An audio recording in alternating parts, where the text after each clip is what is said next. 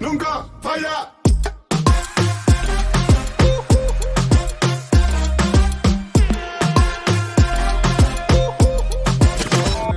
ZR Automóveis, Swag Style, Sorveteria 3D, Samucar, RM Cell, Pedralto, Criarte, Cientista Eletrônico, Anderson Fornecimento de Legumes, BGL Solar, Ateliê Bolos da Cris. Se você deseja maiores informações, acesse as nossas redes sociais. O Videira News fica por aqui. Tenha um culto abençoado e uma ótima palavra. Deus nunca falla.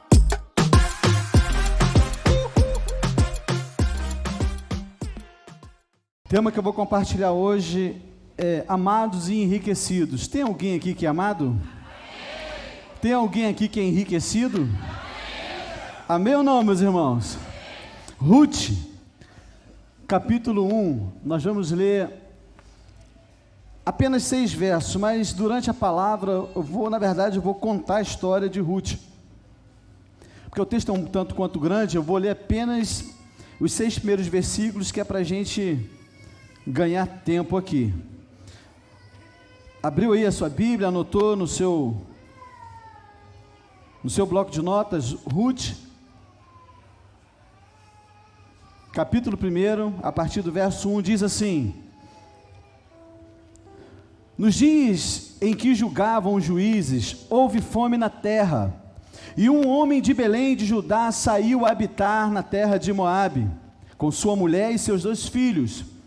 Este homem se chamava Elimeleque, diga, Elimeleque, e sua mulher Noemi. Os filhos se chamavam Malom e Quilion, Efrateus, de Belém de Judá.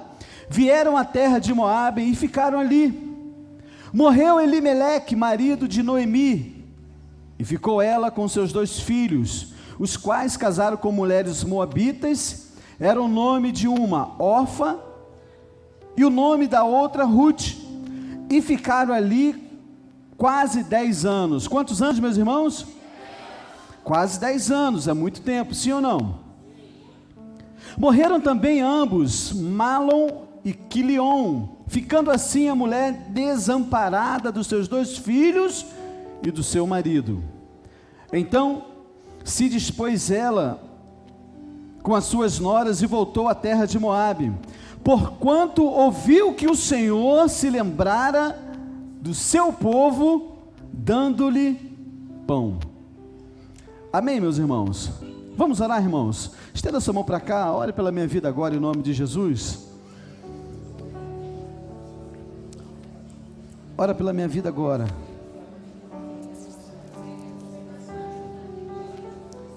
Isso. Eu recebo, Senhor, a oração da tua igreja. Eu recebo cada palavra, Senhor, porque eu creio que são homens e mulheres do Senhor.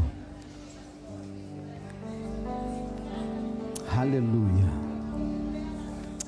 Oh Deus, a tua palavra foi liberada, e assim como eu falei, Senhor, eu declaro que ela vai cumprir o propósito para o qual ela foi designada.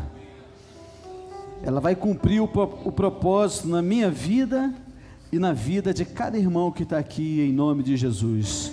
Quem concorda com essa oração, diga amém. Querido, preste atenção, na última semana, a última ministração que nós compartilhamos aqui na última semana, nós aprendemos que Deus dá aos seus amados enquanto eles dormem. Nós aprendemos que Deus trabalha no turno da noite, amém, meus irmãos? Então, mesmo quando você está descansando, o Senhor, Ele está ali dando provisão para a sua vida. Quantos creem nessa palavra? Mas por quê? A gente aprendeu, mas por que o Senhor faz isso? Quem sabe, por que o Senhor dá aos seus amados enquanto dorme? Na verdade, eu já até falei o porquê, né? O Senhor lhe dá aos seus amados porque nós somos amados do Senhor. Amém? Quantos aqui são amados do Senhor? É por isso que o Senhor fala para você descansar. Durma em paz, durma tranquilo. Porque se você crer nisso, se você confiar, enquanto você estiver descansando, o Senhor está trabalhando para favorecer você. Amém, meus irmãos? Hoje, assim de uma maneira mais direta, nós vamos ver assim de uma maneira mais direta como o Senhor nos ama e nos enriquece, apesar de toda essa bagunça, de toda essa confusão que está acontecendo aí fora, apesar das circunstâncias que nos rodeiam, apesar, sabe, de um cenário econômico ruim, apesar das projeções, economicamente falando, do nosso país não serem boas. Querido, preste atenção, se você for acompanhar os noticiários, falando sobre a economia do nosso país, você vai ver que as projeções não são nada boas, porque nós estamos no meio de uma pandemia, e houve essa confusão toda, muitas empresas fechando, muitas pessoas sendo mandadas embora, e aí o governo injetando dinheiro para a nação, né, para o país inteiro. Só que a programação é que esse recurso vai parar, e quando o governo ele injeta dinheiro na população, esse dinheiro retorna. Isso é a máquina da economia, funciona assim. Só que a projeção é que eles não vão dar mais e não tem emprego, então a perspectiva não são boas. Entende o que eu estou falando, querido? Só que o que eu estou falando para você hoje é que, independente das circunstâncias, independente do cenário, independente da projeção, você é guardado do Senhor. O Senhor tem te guardado até hoje e Ele vai continuar guardando você, o seu negócio, a sua empresa, a sua família, o seu emprego. Assim como o Anderson falou na semana passada, você vai ser promovido, a sua empresa vai crescer, vai aumentar. Amém ou não, meus irmãos? Aleluia. Porque quando eu falei que o cenário ia ser ruim, os irmãos ficaram apreensivos. Os irmãos acreditaram naquilo que eu falei, sim ou não? É o que a projeção está falando. Mas quando eu falo que o Senhor está te guardando, que, sabe, que você vai crescer, que você vai melhorar, e você não fala amém, é porque você não está crendo naquilo que eu estou liberando aqui. Por que eu estou falando isso para você, querido? Preste atenção. Eu estou falando isso para você porque a prosperidade dos filhos de Deus não depende do que está acontecendo à nossa volta. Amém ou não, meus irmãos? A prosperidade dos filhos de Deus não depende das circunstâncias. O nosso reino, o reino que nós representamos, não há escassez. Deus não depende da economia, sabe, da nossa nação. Deus não depende se vai ser o Vaguinho, se vai ser outro que vai ser prefeito de Belfor Roxo para que a nossa cidade melhore. Deus não depende da economia, das projeções. E se Ele não depende, nós também não dependemos. Quantos creem nisso, querido? Então eu estou falando para você que a prosperidade dos filhos de Deus não depende dessas coisas que estão ao nosso redor. Eu falo para você, querido, a nossa prosperidade, ela depende única e exclusivamente de uma consciência do tanto que nós somos amados pelo Senhor. Ei, não é o tanto que você ama o Senhor, não. Depende única e exclusivamente da revelação que você tem do tanto que você é amado do Pai. É totalmente diferente. É isso que vai fazer a diferença. É isso que vai fazer com que nós possamos desfrutar daquilo que o Senhor tem para nós. Querido, olha para cá, a prova disso, querido, é que muitos irmãos do nosso meio, durante esse período, só cresceu. Amém ou não, meus irmãos? Só cresceu. Eu falo para você, irmãos, nós já temos falado isso durante esse tempo. Desde que a pandemia começou, a igreja ela tem prosperado. Diga aleluia. Por quê? Por que a igreja está prosperando? Porque os irmãos também têm prosperado. Eu não me canso de falar isso. Quando os irmãos prosperam, é sinal que a igreja tem que prosperar também. Quando a igreja prospera, é sinal que os irmãos também têm que prosperar. E é isso que está acontecendo. Por quê? Porque o Senhor tem guardado. O Senhor tem guardado a igreja, tem guardado os seus filhos. A prova é essa, porque durante esse período de pandemia, ao invés de fechar, cresceu, diga aleluia. Ao invés de faturar menos, faturou mais, diga glória a Deus. Ao invés de ser mandado embora, foi promovido, diga aleluia. Eu sei, irmão, teve irmãos que recebeu prêmios nas suas empresas, diga amém, diga aleluia. Agora, eu estou me referindo àquelas pessoas que, ao invés de dar crédito aos noticiários, ao invés de dar crédito ao que o Jornal da Globo fala todo dia, das projeções, não deram ouvido para essas pessoas, não deram ouvido para aquilo que a grande mídia está falando, que a grande mídia está massificando. Muito pelo contrário, deram ouvidos e se apegaram àquilo que a palavra de Deus declarava sobre a vida deles e declara sobre a vida deles. E por causa disso eles se mantiveram firmes, inabaláveis, enquanto muitos desistiram e pararam no meio do caminho. Será que eu estou falando com alguém aqui nesse lugar? Será que esse alguém aqui é você? Amém ou não, meus irmãos? Aleluia. A história de Ruth, irmãos, você conhece bem, é um romance. É um romance que nos fala de como esse Deus é tão gracioso, tão bondoso, como a graça do Senhor nos alcança e nos redime, apesar daquilo que nós somos, apesar das circunstâncias que nós estamos vivendo, apesar, sabe, se nós estamos passando momentos difíceis ou não. É isso que eu quero falar com você nessa noite. Esse romance aqui nos mostra como nós somos amados e enriquecidos pelo Senhor, mesmo vivendo em tempo de escassez, mesmo vivendo em tempos de dificuldades. Quantos estão crendo nessa palavra? É isso que eu quero falar com você. Feche seus olhos, coloca a mão no seu coração e fala assim: Senhor Jesus, eu abro o meu coração para receber a Tua palavra. Fala, e eu creio que ela é verdade, que ela é viva. Fala assim, e eu tomo posse de tudo que for liberado. Fala assim, faça cumprir o propósito dessa palavra na minha vida, em nome de Jesus. Querido, olha para cá. A primeira coisa que eu quero falar com você é que nós somos amados e enriquecidos no Senhor, na casa de Deus. Primeira coisa, se você quer ser amado e enriquecido, um grande sinal é que você ama estar na casa do Pai. Foi isso que o Daniel falou aqui no início, que ama o pastor. Aleluia, eu também te amo, Daniel. Ama o ministério, ama estar aqui. É isso. Primeira coisa, se nós somos amados e enriquecidos, nós precisamos amar a casa do Pai, porque é aqui que nós somos amados e somos enriquecidos no Senhor. Olha para cá, querido, a história do livro de Ruth acontece nos dias dos juízes,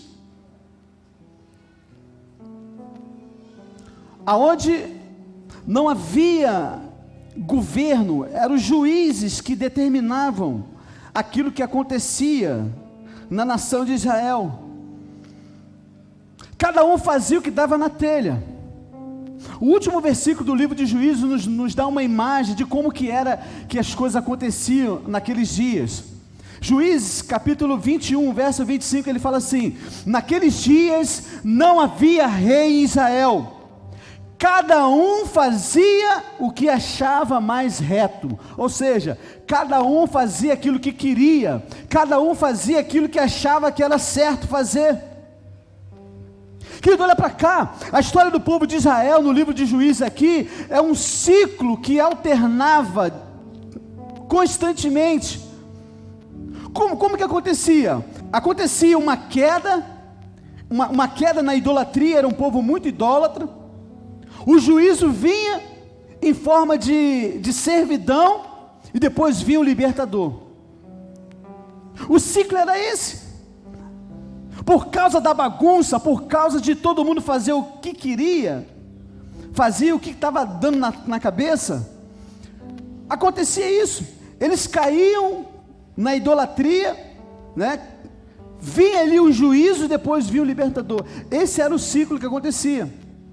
A palavra fala que o povo sempre caía na idolatria, e aí por causa da idolatria, Deus permitia que a nação viesse a ser oprimida, permitia que outras nações viessem, invadisse o povo, e oprimir, para que o povo, a outra nação, oprimisse ali a nação de Israel.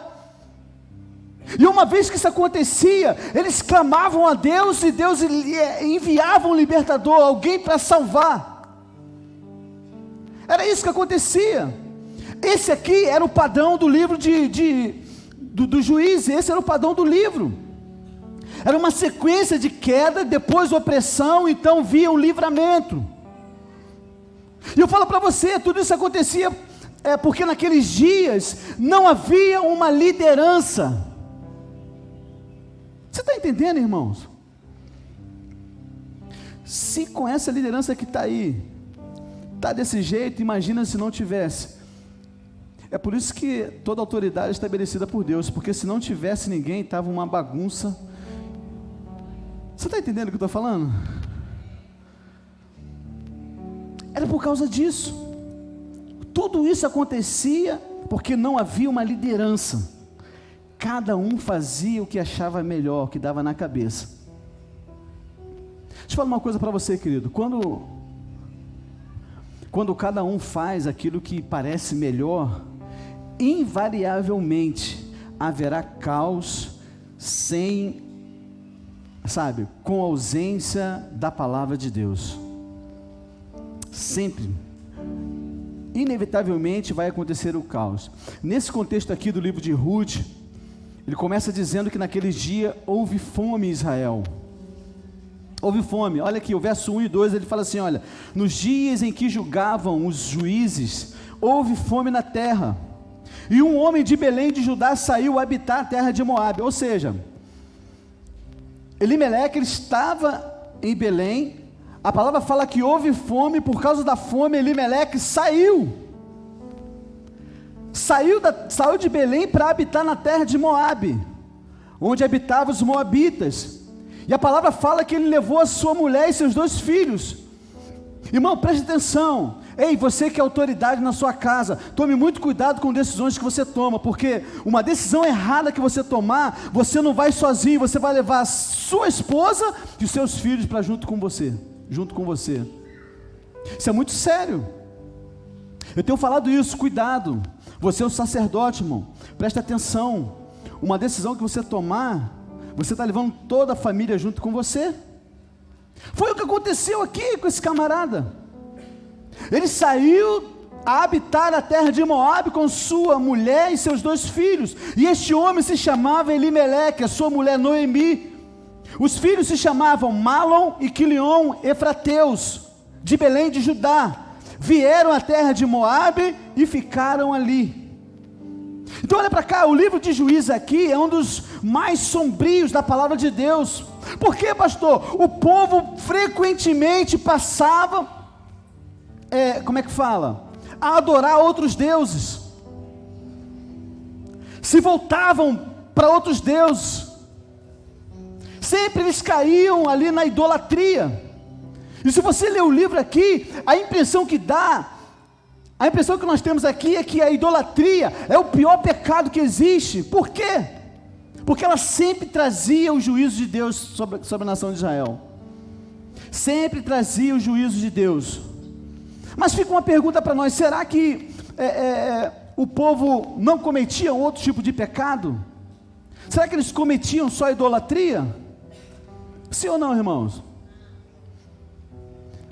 Claro que não. Claro que não, irmãos.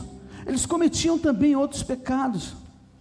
Mas por que fala basicamente, ou se você olhar o livro, parece que é só idolatria, idolatria, idolatria. Olha para cá, querido, para a gente entender um pouco isso, a gente precisa lembrar como o povo de Deus, como o povo o povo de Israel era aceito por Deus, você já sabe. Estamos falando isso aqui já algumas semanas atrás, já estudamos sobre isso, você sabe como é que era. Todos os dias o sacerdote, ele deveria sacrificar ali um cordeiro de manhã e um à tarde no tabernáculo, para que o pecado do homem fosse aplacado. Entende o que eu estou falando? O sangue do sacrifício cobria a nação, e assim o juízo não vinha sobre eles. Você lembra?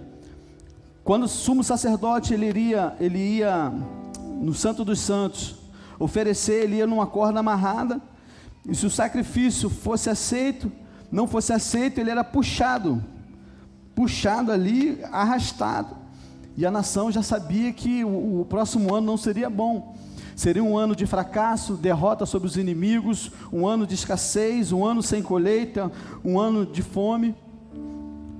Quando o sacerdote apresentava o sacrifício era aceito, ele saía com as mãos erguidas e liberava a bênção sobre a nação, e a nação vibrava, aleluia, bendito serás no campo, bendito serás na cidade, bendito a tua entrada, bendita a tua saída. Ele começava a liberar a bênção sobre a nação.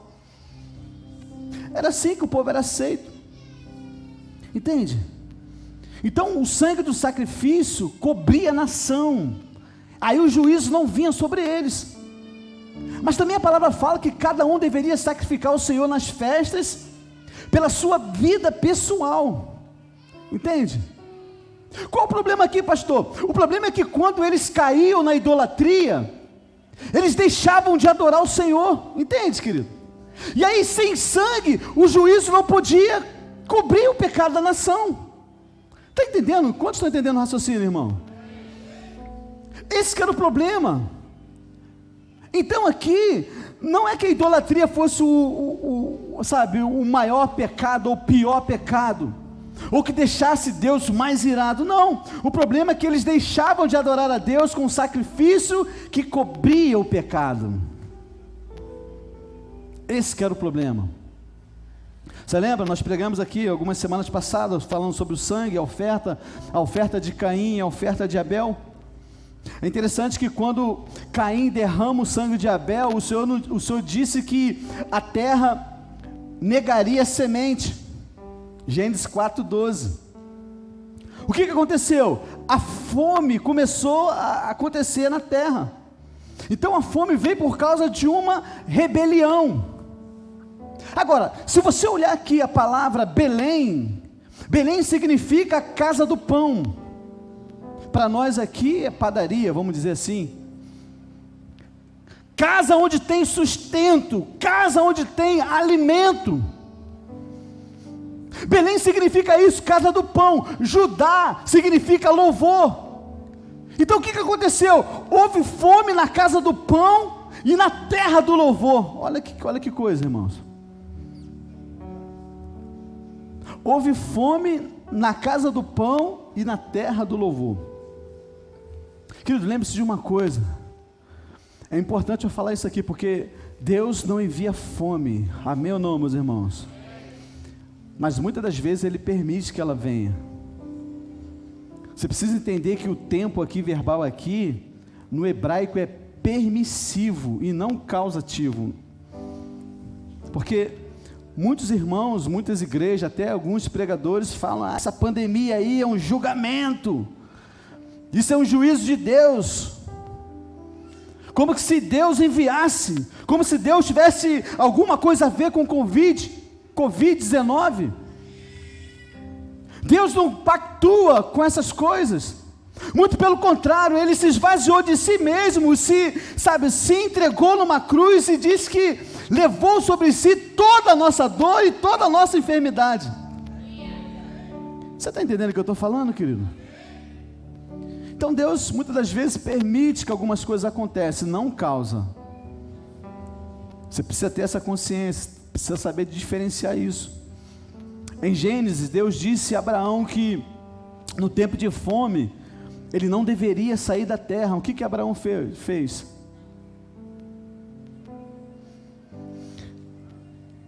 Deus falou: não saia da terra, me invoca, me adora. Abraão foi, saiu.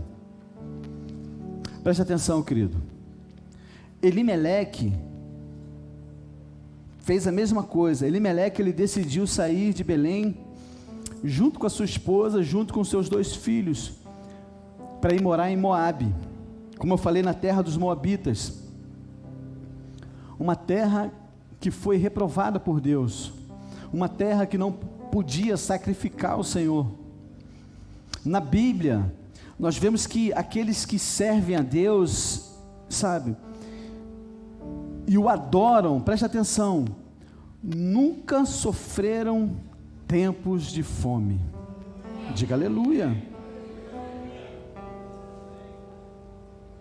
A palavra de Deus diz que Abraão passou pela fome, mas ele prosperou. Entende?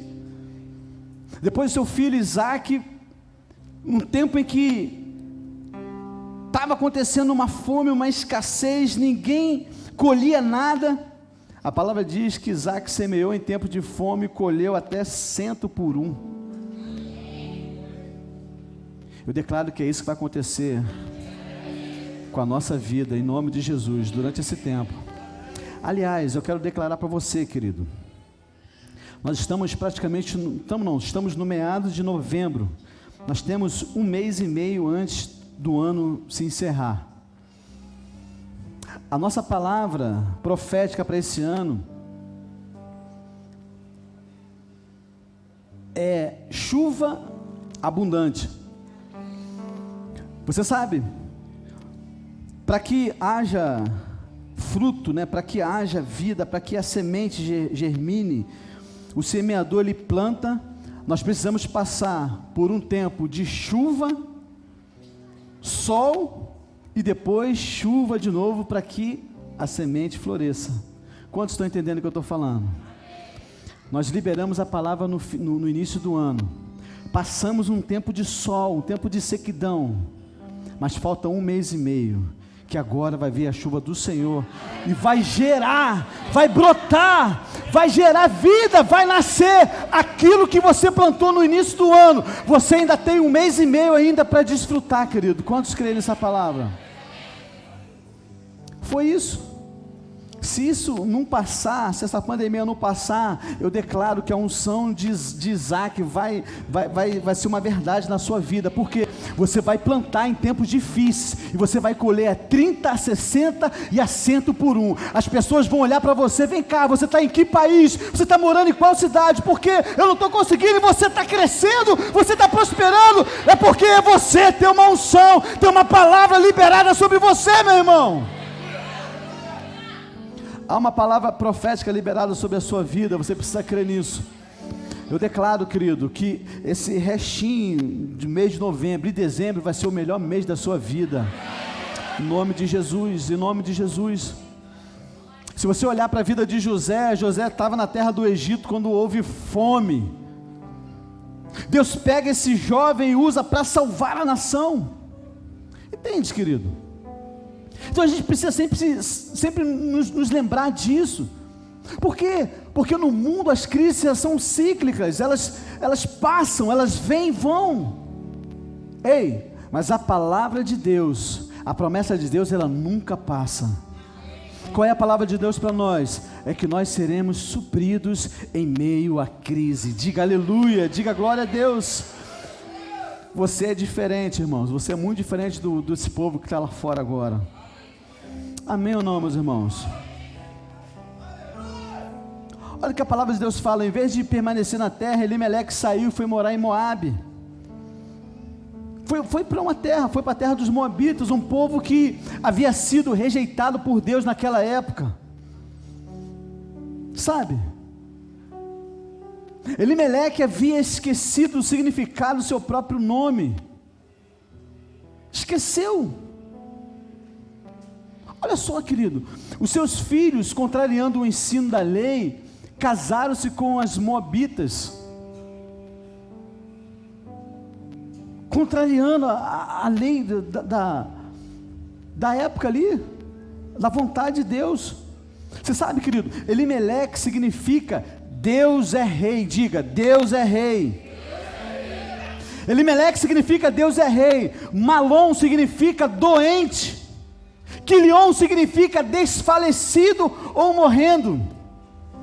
Irmão, esse negócio de colocar nome é muito importante, porque o nome ele traz um significado. Os nomes aqui na Bíblia, na palavra de Deus, sempre possuem um significado. Então aqui os seus filhos refletem um pouco de como Elimeleque pensava. Entende, querido? Olha aqui, olha. Ruth, o verso 3 e 5 desse texto que nós lemos, fala assim: morreu Elimeleque, marido de Noemi, e ficou ela com seus 2 filhos, quais casaram com mulheres moabitas. Era o nome de uma Orfa e o nome da outra Ruth, e ficaram ali quase 10 anos. O que aconteceu com os filhos? Morreram também ambos. Morreram quem? Doente e desfalecido, que era Malom e Quilion. Ficando assim a mulher desamparada dos seus 2 filhos e também do seu marido. Então olha para cá, longe de Belém, que significa a casa de pão, Elimeleque e seus 2 filhos, que era doente e desfalecido, morreram. E aí Noemi ficou sozinha com as suas 2 noras, Orfa e Noemi. Ruth. Orfa e Ruth.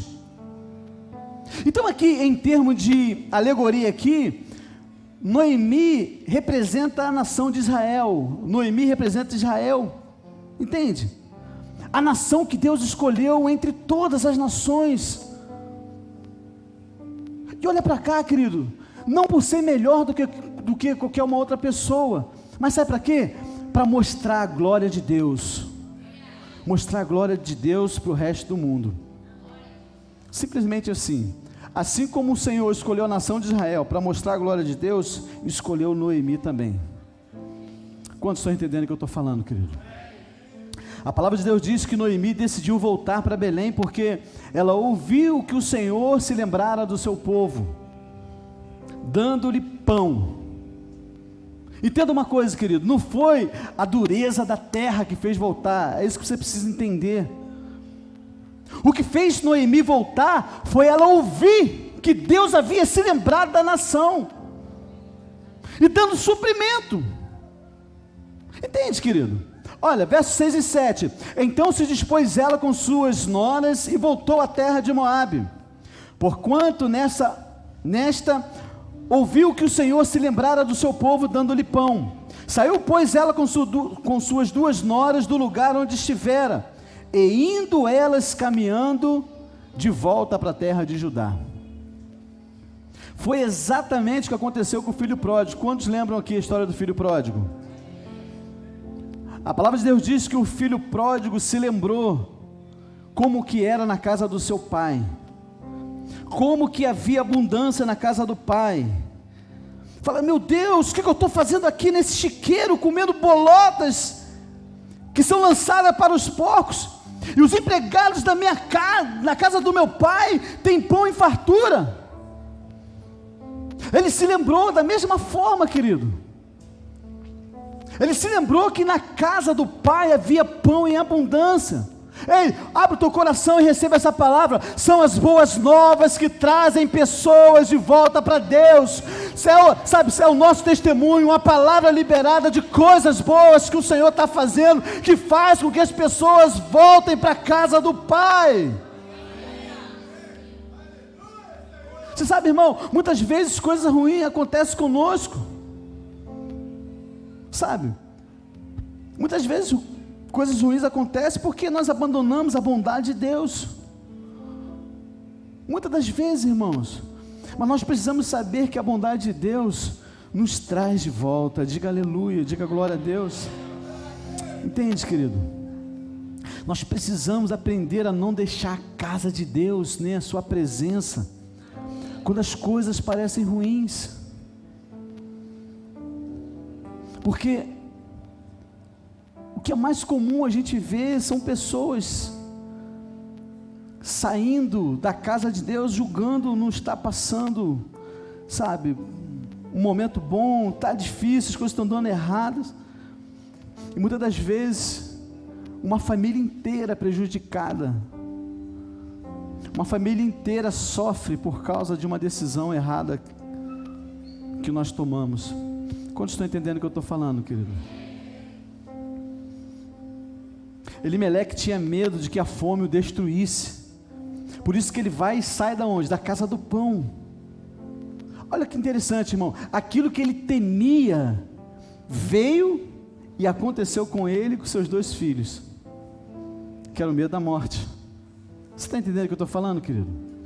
Quantas pessoas que abandonam o chamado de Deus e saem da casa do pão para buscar sustento, sacrificando, sabe, o seu relacionamento com Deus.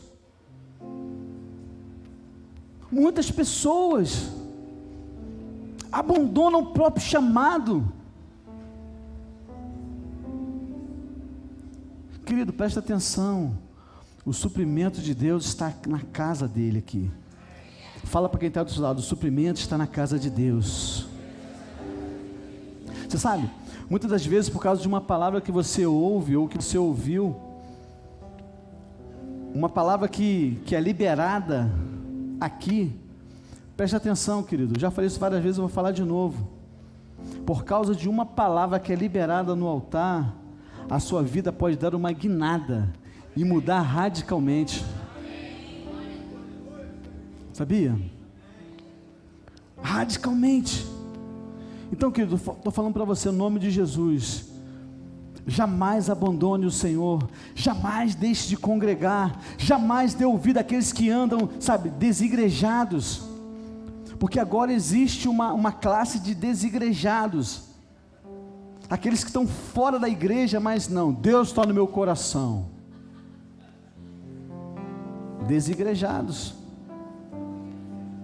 Não, pastor, não, só não estou indo na igreja, mas Deus está no meu coração. Entende, querido? Jamais ouça palavras, siga a direção de pessoas desigrejadas. Entende, querido? Pessoas que estão vivendo um lockdown espiritual. Pessoas que se aproveitaram da pandemia para se trancafiar na casa e deixar de congregar. Eu queria só te dar uma notícia, querido. No mundo espiritual não tem lockdown. O diabo e seus demônios também não fazem lockdown. Quantos estão entendendo? Nesse exato momento eles estão trabalhando, querendo fazer alguma coisa para acabar com a sua vida, para destruir você. Então, fica ligado, querido, não existe lockdown no mundo espiritual. Você sabe, Belém aponta para a igreja, Belém é casa do pão, logo o suprimento que você precisa para a sua vida aqui, o suprimento que você precisa para o seu casamento, o suprimento que você precisa para a sua família, o suprimento que você precisa para os seus negócios, está na casa do pão, que é a igreja do Senhor. E a cada domingo Ele está aqui para te servir. A palavra de Deus diz que Ele é o pão vivo que desceu do céu. Amém? Então fala para quem está do seu lado aqui, o suprimento que você precisa está na casa do Senhor. Você pode dar um forte aplauso ao Senhor?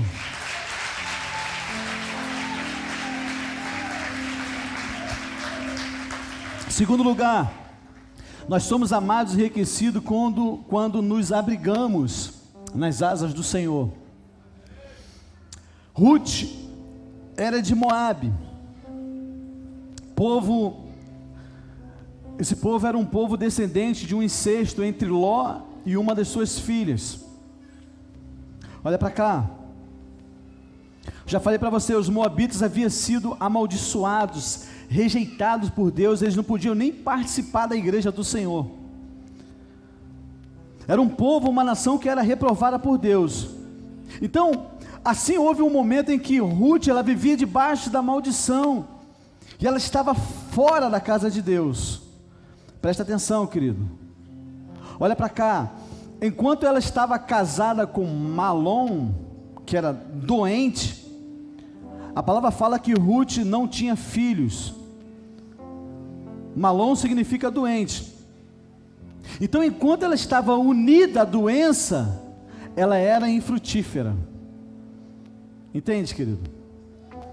Depois que Elimeleque e Malom morreram, a palavra diz que Ruth, ela foi para Israel morar com a sogra, Noemi, e voltaram para Belém, voltaram para a casa do pão. Enquanto ela vivia ali, Ruth, ela saía para apanhar espigas que caíam, né, quando os segadores, né, aqueles que colhiam da colheita, deixava cair. Ela passou a viver disso. Na verdade, isso aqui era a posição mais pobre, mais humilhante que havia em Israel, porque assim, existia uma lei, que era o seguinte: quando os segadores, né, quando eles iam fazer a colheita, sei lá, uma fruta, qualquer coisa, eles iam ali colhendo, a lei dizia que tudo aquilo que caía, não podia pegar, era para deixar para os órfãos e para essas pessoas, que elas vinham e recolhiam aquele, era como se fosse a sobra, como se fosse uma xepa, a sobra. Você quer entender? É como assim, você vai comprar, sei lá, um quilo de carne, aí deu lá R$10, R$9,95, você dá R$10, R$5 que sobra, era isso, 5 centavos você deixava ali, era sobra. Tem pessoas que sabem o que elas fazem, tudo que ela compra, toda a sobra ela guarda, e quando passa alguém necessitado, ele pega aquilo, tudo que ela juntou e dá aquilo ali. Era o que acontecia aqui, era o que acontecia. Ela começou a viver nessa posição de apanhar espigas que caíam enquanto eles escolhiam. Acontece, irmãos, que um certo dia o dono da fazenda, o dono do campo, veio até ela. O nome desse camarada era Boaz, em hebraico significa nele há força. Um belo dia ele foi lá, ele avistou ela catando. A palavra de Deus, a palavra do Senhor diz que Ruth encontrou favor diante dos seus olhos. Ele era o homem mais rico de Belém, presta atenção. E sabe o que era melhor ali para a situação de Ruth? Ele era solteiro, diga aleluia. Era o homem mais rico, era solteiro. Você sabe que Boaz aponta para um tipo de Cristo. Boaz aponta para Jesus. Olha para cá, querido, na lei de Moisés estava escrito, já falei para você, quando uma pessoa, ela se empobrecia em Israel, a sua terra fosse entregue aos seus credores ali, para pagar a dívida, havia uma saída de livramento. Quantos lembram? Isso é a lei do resgate, sabe, era chamado de princípio do parente remidor.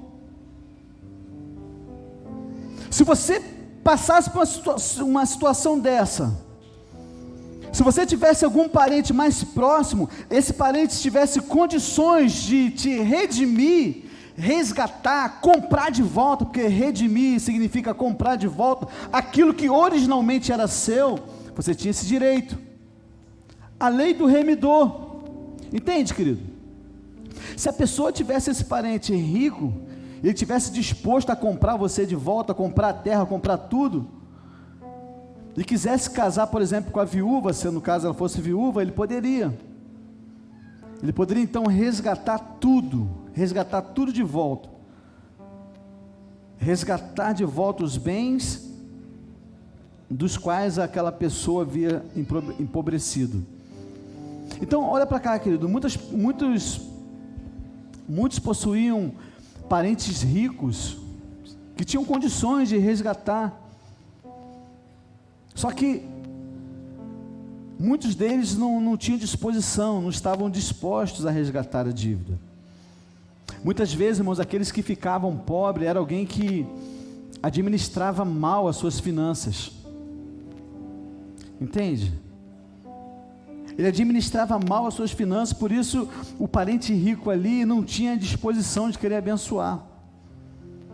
É igual algumas histórias, você já viu? O camarada ganhou não sei quantos milhões, sei lá, na Mega Sena, ficou 5 anos e ficou pobre de novo. Já viu? Tem história assim. Tem um camarada que ganhou 33 milhões, ele ficou 5 anos. Em 5 anos ele conseguiu acabar com tudo.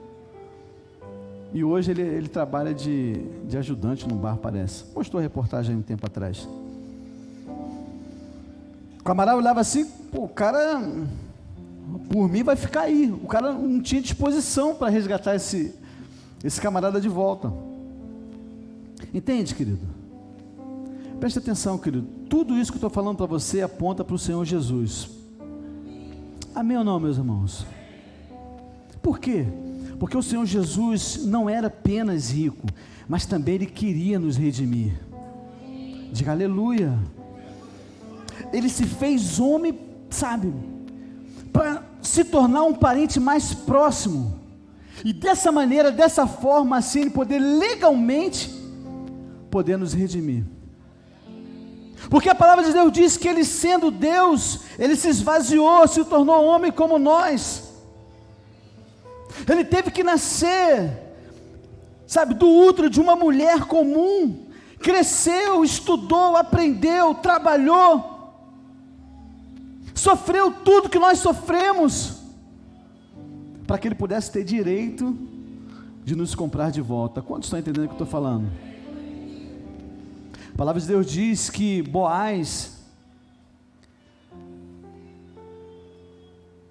era, ele estava, como é que fala? Ele estava querendo resgatar, queria ser um resgatador, era um parente próximo de Ruth.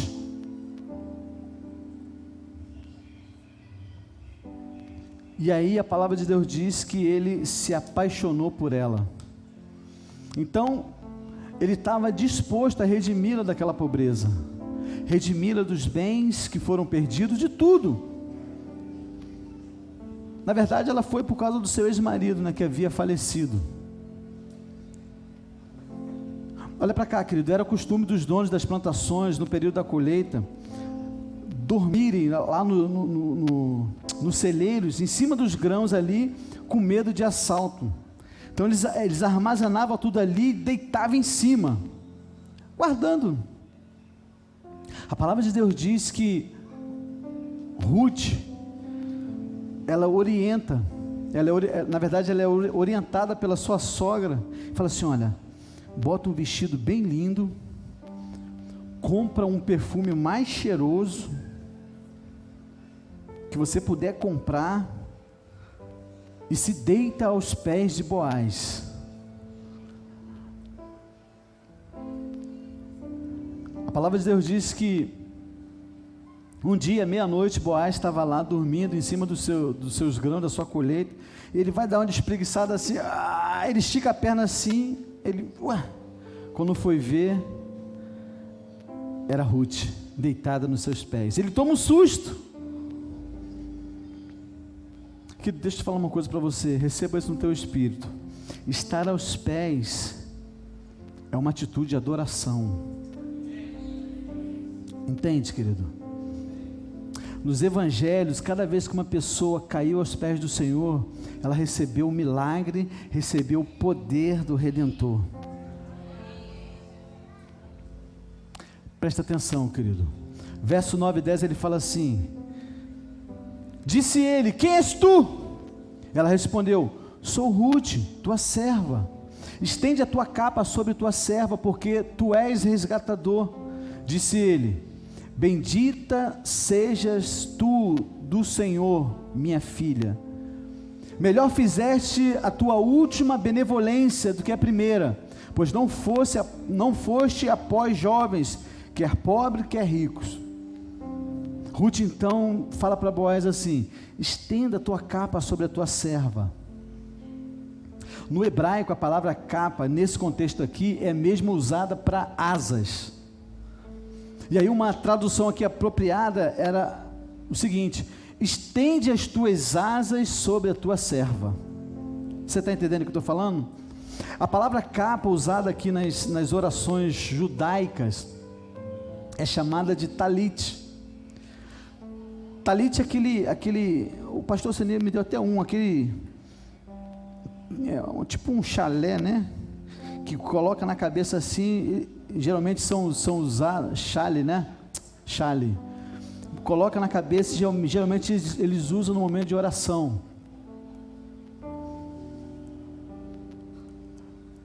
Presta atenção, querido. Na orla das vestes havia um cordão azul. Esse cordão azul, ele simboliza, aponta para a graça de Deus que desceu do céu.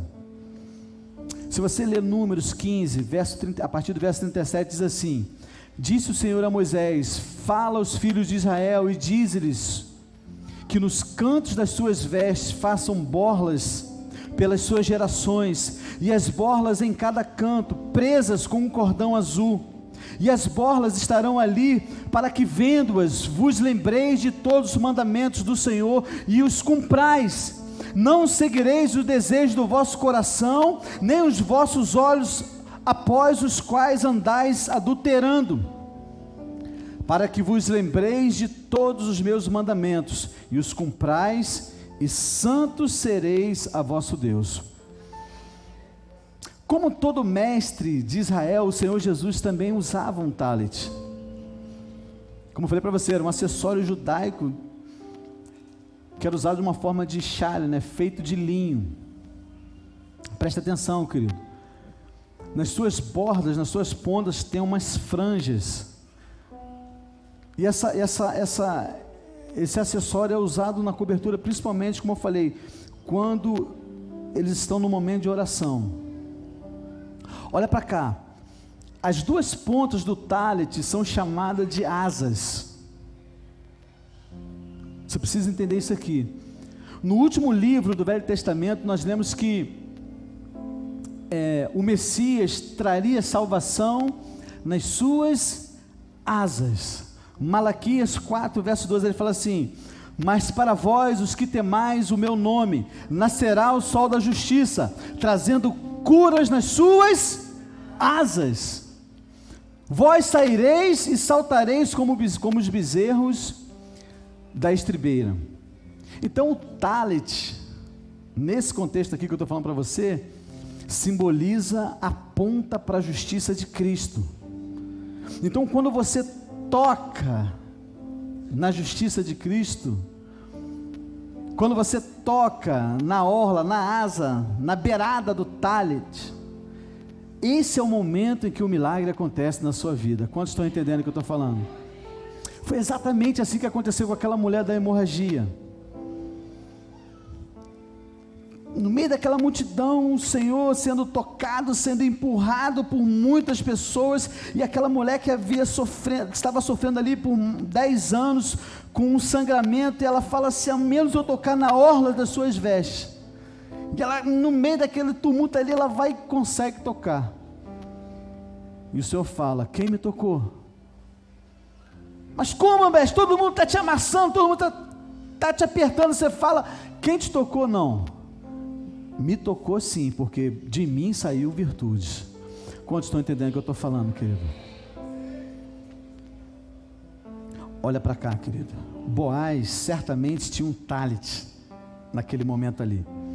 E Ruth, ela pede que Boaz o cubra com as suas asas, através do seu talit. O que ela estava falando, querido?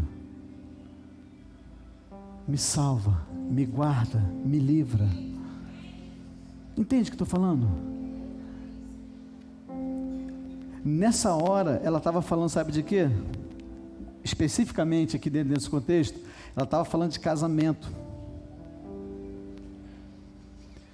Se você olhar um casamento judaico, você vai ver que tem um momento lá que o celebrante lá está fazendo um casamento, ele tira o seu talit e cobre os dois noivos assim. É uma cultura, pega aquele talit e cobre os dois noivos assim. Ela muito provavelmente aqui está falando do seu casamento, porque isso era comum em Israel. O homem cobria sua noiva com talit no dia do casamento. Esse aqui era o contexto dela. Agora, em termos espirituais aqui, significa que tudo aquilo que o Senhor cobre, Ele redime para si mesmo. É isso que eu quero falar para você. Ei, filhão, estenda a sua mão para cá. Você também foi coberto pelo cálice do Senhor. Sabe o que significa? Significa que a sua justiça, a justiça de Cristo, está também sobre a sua vida. No dia que Ele cobriu, Ele decidiu casar-se com você. No dia que Ele te cobriu, a sua vida foi unida com a vida de Cristo, e você se tornou um só com Ele. Diga aleluia. Olha para cá, querido, pela lei judaica daquela época, através do casamento, tudo que era dele passava a ser da noiva também. Aleluia.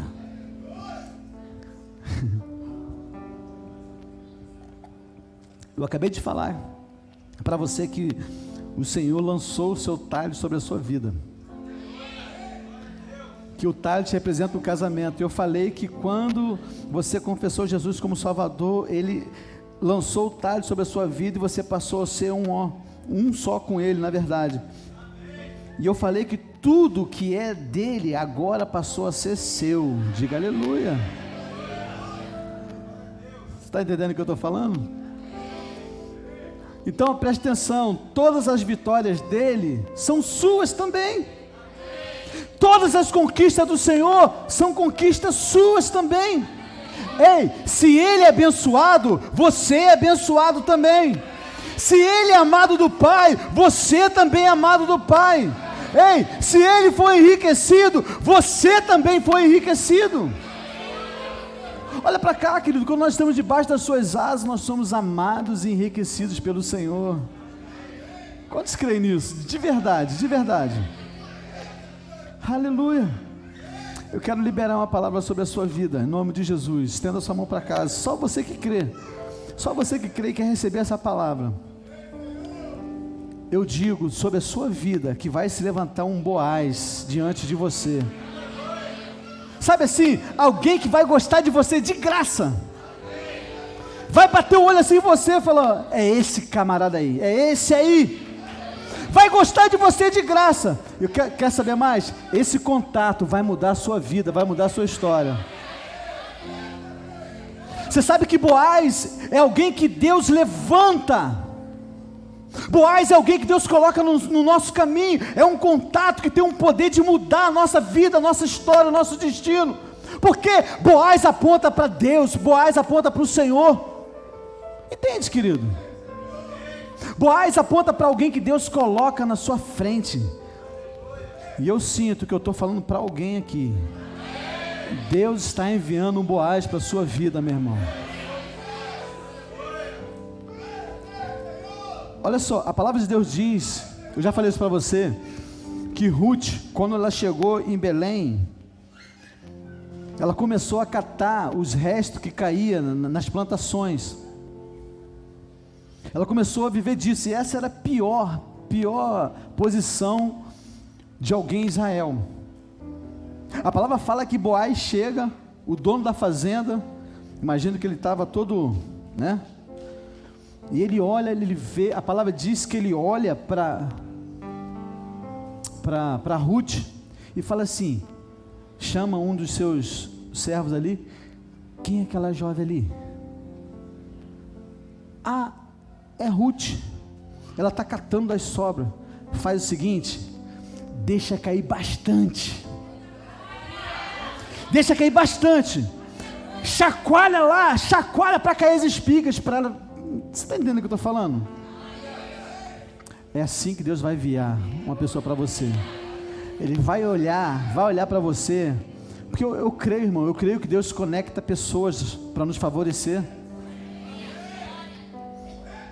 Eu declaro, querido, que o Senhor vai enviar um Boaz para realizar o seu sonho, realizar o seu milagre. Talvez aquele sonho que você está projetando tanto e não vê, não sabe, as circunstâncias te mostram ao contrário. Pois é, Ruth, ela estava ali catando, não tinha expectativa nenhuma de vida. De repente, o cara mais rico da cidade olha para ela, solteiro, é ela. Aleluia. Chacoalha bastante para ela ficar aí, para ter bastante para ela. Quantos estão entendendo o que eu estou falando? Eu declaro que o Senhor vai enviar um Boaz e o seu negócio vai alavancar em nome de Jesus.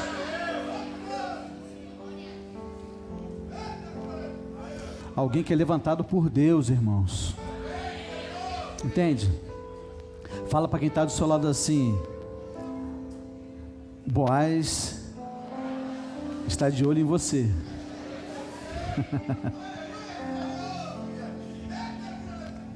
Talvez você esteja catando algumas sobras, está vivendo de recursos que sobram das outras pessoas. Mas Deus está falando que estou pregando pelo menos para uma pessoa aqui. O seu dia vai chegar, a sua hora vai chegar.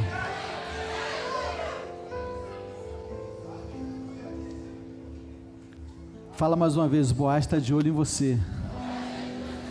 Fala assim: ele está perguntando sobre você. Quem é esse aí que está sentado ali naquela igreja?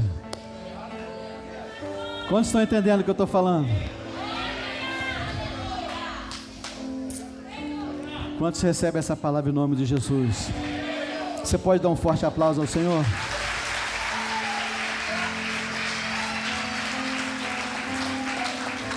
Terceiro, nós somos amados e enriquecidos por causa da graça do Senhor.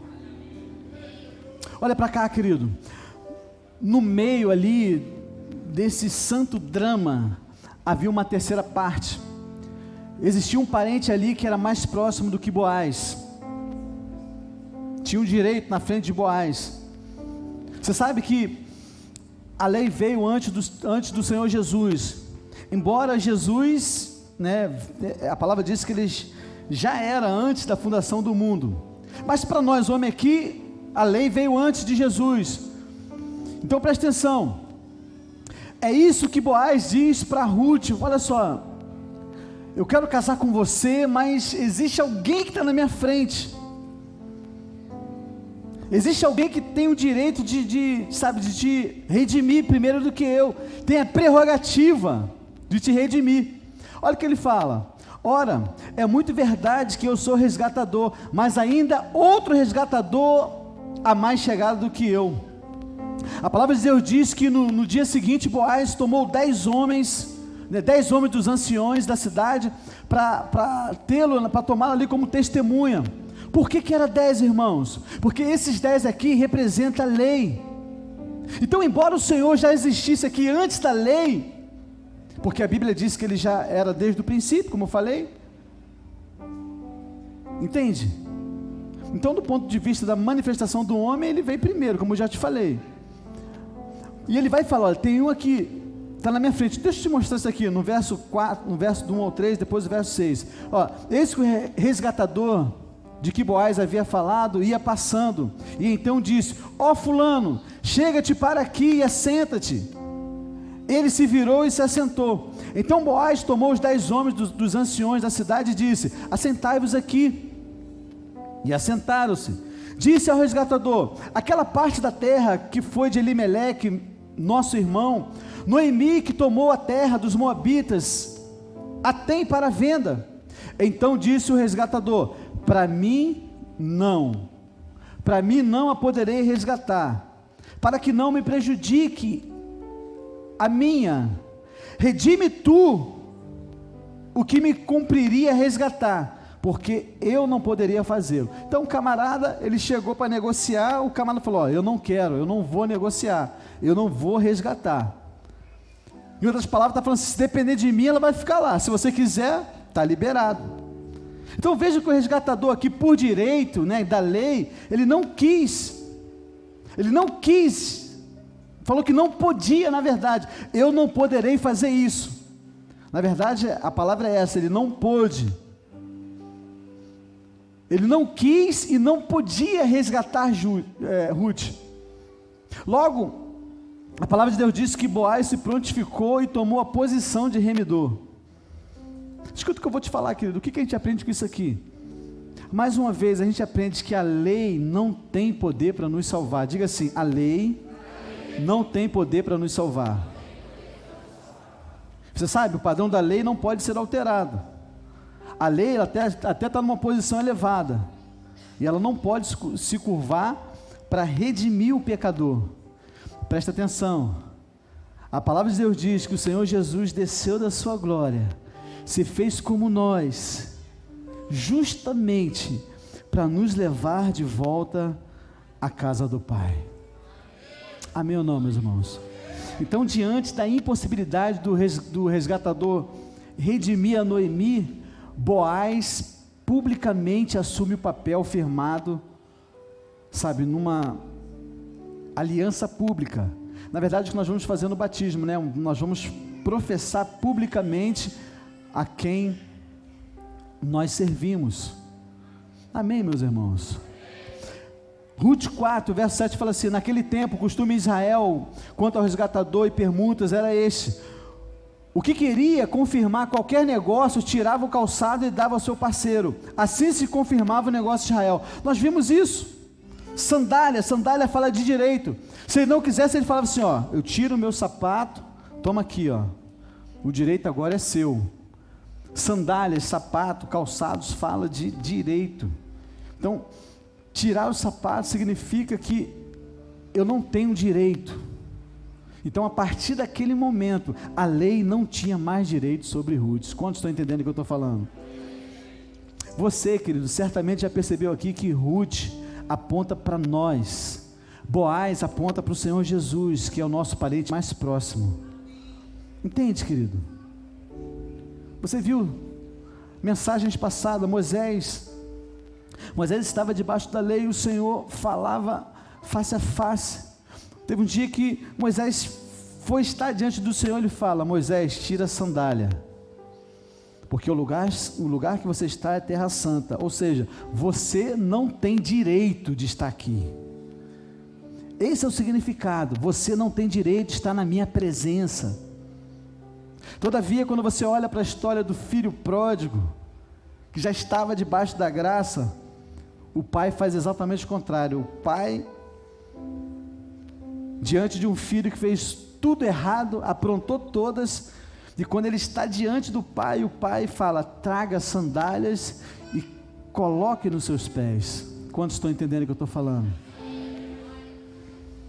Aquele garoto ali, ele não era tão santo quanto Moisés, havia cometido todo tipo de pecado, mas agora na graça o pai fala assim: não, você é filho, você tem direito de estar na minha presença. Diga aleluia, diga glória a Deus. Moisés era servo, mas você é filho, diga aleluia.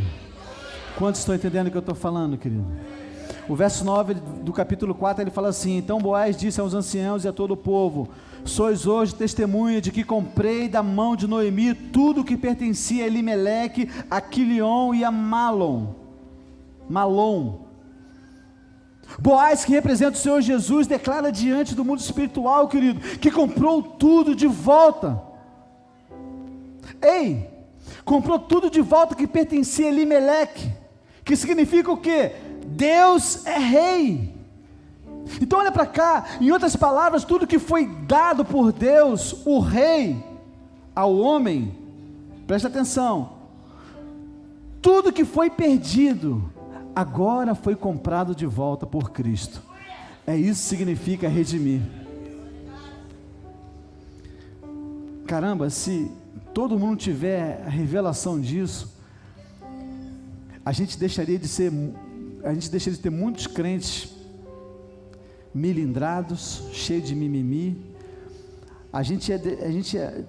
Muitos crentes cheios de vontade, saberia se mudar radicalmente. A gente precisa ter essa revelação. Cristo nos redimiu, nos comprou de volta. Não era direito nosso, mas Ele comprou de volta aquilo que originalmente já era seu. Ei, presta atenção, tudo aquilo que foi perdido por Quilion, morrendo, desfalecendo, e Malom, que é a doença, tudo aquilo que está relacionado com a morte e doença, o Senhor comprou de volta para a sua igreja. Entende, querido? Na verdade, aponta para Ruth, E a lei aqui, ela não tem mais direito de andar sobre a sua herança. Depois que Boaz e Ruth se casam, eles têm um bebê que se chamava Obed. Você lembra? Enquanto ela estava casada lá com o doente, ela não tinha filhos. Agora ele se casa com Boaz, e a palavra diz que eles agora têm um bebê, e eles colocam o nome de Obed. Obed se tornou pai de Jessé, que foi pai de Davi, e assim Ruth entrou para a genealogia de Cristo. Isso é poderoso demais, irmãos. Isso é muita graça de Deus. Olha para cá, imagina uma mulher que catava resto nas fazendas, agora ela está sendo tomada esposa do homem mais rico da cidade, e mais do que isso, ela agora faz parte da genealogia do próprio Senhor Jesus. Isso é algo realmente poderoso. Você quer uma boa notícia? Quantos querem a boa notícia? Foi exatamente isso que o Senhor fez comigo e com você. Exatamente. Ele nos tirou, sabe, da nossa pobreza.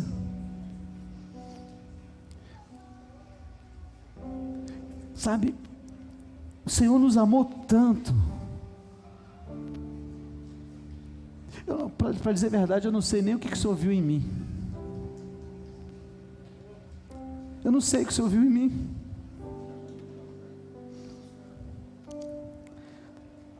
Sabe, eu fico imaginando, fazendo uma analogia, eu fico imaginando eu catando bolotas, e quanto menos eu esperava, Ele falou: é esse cara aí, ó.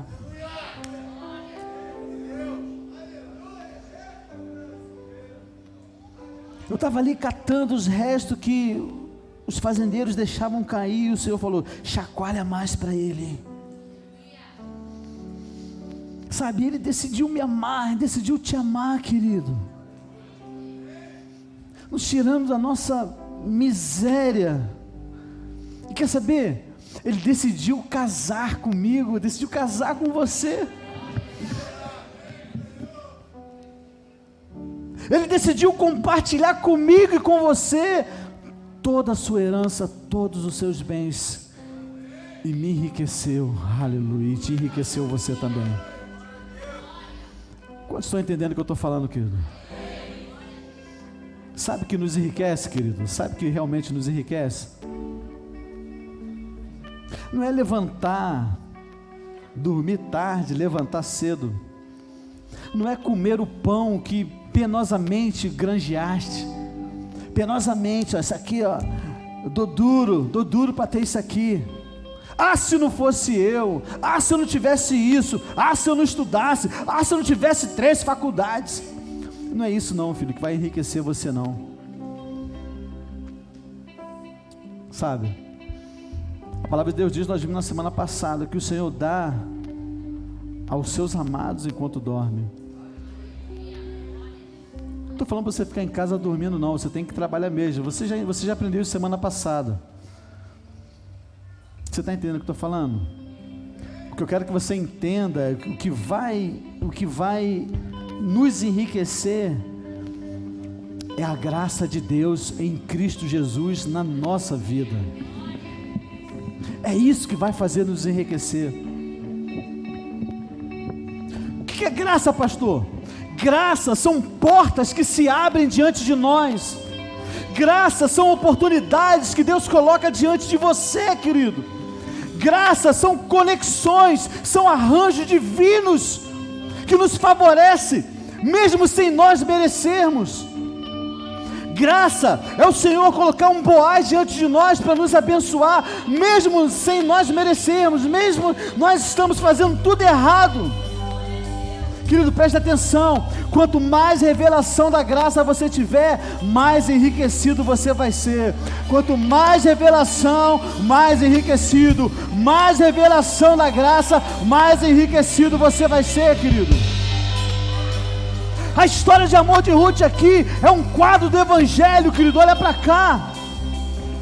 aquela que pertencia a um povo que era amaldiçoado, não tinha direito nenhum, não tinha direito nem de ir para a igreja, de congregar, de sacrificar o Senhor. Ela se tornou participante da genealogia de Cristo, ela se tornou participante da história do Rei dos Reis. A raiz começou nela, irmão. Hoje não tem mais nenhuma relação, sabe, com aquele antigo parentesco, né? Próximo, que era lei. Hoje você se casou com o verdadeiro remidor, que é Cristo Jesus. Quantos creem nessa palavra, querido? Quantos creem? Então olha para cá, quando você estiver triste, diga para Ele. Sabe por quê? Porque Ele é a sua alegria. Quando você estiver confuso, compartilhe com Ele, porque Ele é a sua sabedoria. Quando você estiver fraco, Ele é a sua força, meu irmão. O amor dEle nunca muda por você. Quantos creem nisso? A sua graça e o seu amor se renova a cada dia, a cada manhã, a cada café da manhã. Quando você levanta, toma o seu café, o amor dele se renova, a misericórdia dele se renova por você, querido. Fique de pé em nome de Jesus. Olha para cá, eu quero encerrar. Nós vamos cantar, nós vamos orar. Olha para cá, não despeça não. Não há nada insignificante na palavra de Deus. Tudo na palavra, tudo na Bíblia tem a sua relevância. É importante. Olha só, mesmo os nomes, eu já falei para você que os nomes carregam um significado espiritual. Olha só, irmão, falei para você, essa mulher estava ali catando o resto de espigas, e através, né, de um homem que olhou para ela e achou graça nela, gostou dela de graça, ela começa a fazer parte da genealogia de Jesus. Olha para cá. Boaz significa o que, meus irmãos? Nele há força. Diga, nele há força. Boaz significa nele. Boaz significa nele há força. Boaz, Ruth e Boaz se casam e nasce Obed. Obed significa servo. Depois de Obed nasce Jessé, que significa riqueza. Diga assim, Obed significa servo. Então fala servo. Fala com autoridade, servo. Jessé significa riqueza. Diga riqueza. Riqueza. Davi significa amado. Diga amado. Amado. Então se a gente pegar aqui, a gente vai ver que há uma mensagem na genealogia de Jesus, através do significado do nome de cada um deles. Se você pegar o significado de cada um deles, você vai ver que assim, olha, nele há força para servir riqueza ao seu amado. Nele há força para servir riqueza ao seu amado. Diga assim, nele há força para servir riqueza ao seu amado.